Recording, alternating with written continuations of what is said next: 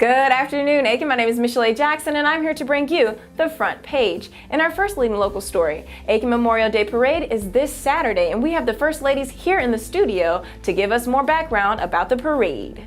Well, in January of 2015, I happened to see a letter to the editor where the commanding group that had been hosting the parade for so many years had decided that they would no longer be able to do it.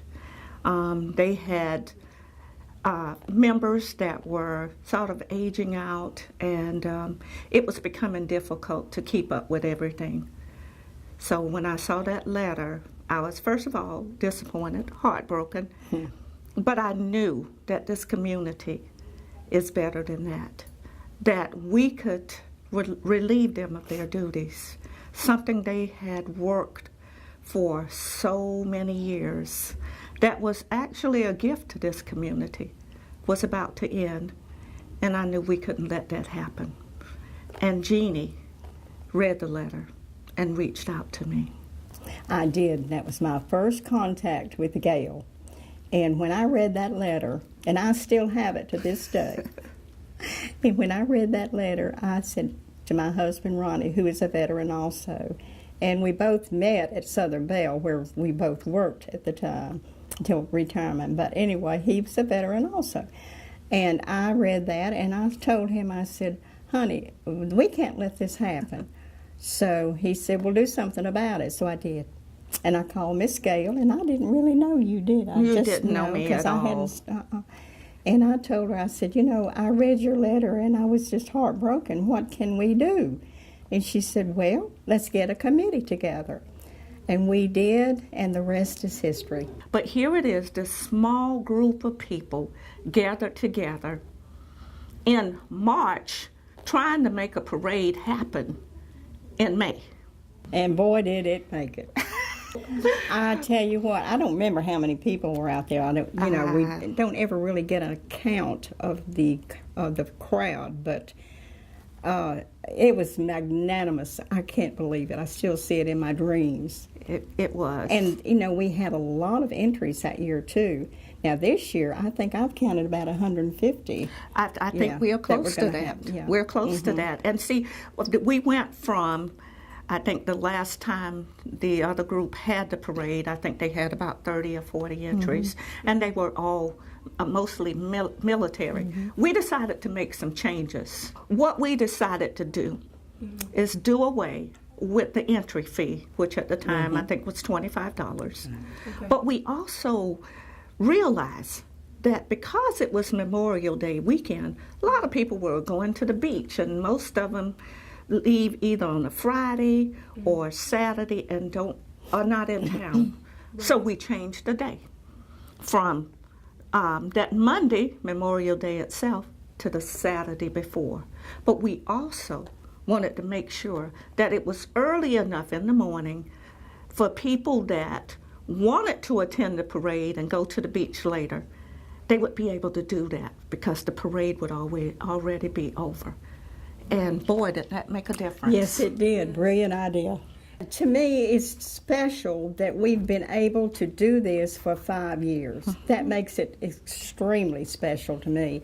But also to know that the people are still wanting this and calling me before we even started. Exactly. Jeannie, are we going to have a parade this year? And I'd say, yes, ma'am, we are. If Gail Diggs and I are still breathing, we're going to have a parade, girl. And if you want to be in it, if you want to be a cheerleader, whatever you want to do, and shake your pom-poms, you're going to be it.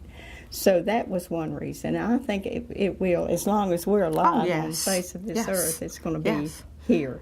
And we have such a good group of veterans here in Aiken also, and in the surrounding area. And that's what makes it really, our veterans, that's what we're saluting. So, and you know what? Nothing is more rewarding than seeing the faces on the ones that have served that are still with us. Yes. But also the families of those who have lost, the ones that sacrificed their lives for us. to see the tears in their eyes when we wave and say thank you for your service, or thank them for being the families of the people that served. We want them to know that we are eternally grateful for that sacrifice, but we don't want to forget the people who laid down their lives for us. But we don't want to forget the families either, because it was a sacrifice for them. They lost those loved ones.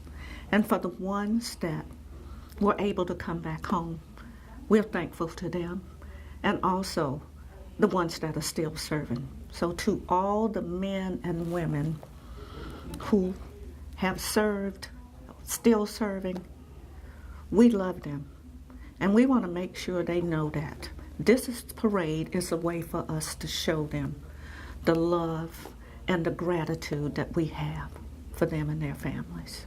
You know, we are fortunate to have people in this community that continue to support this parade, because we don't ask for money, but we do have some sponsors that continues to give, and there are other people have in-kind contributions. We thank the Aiken Standard for all of the advertisement you've given us.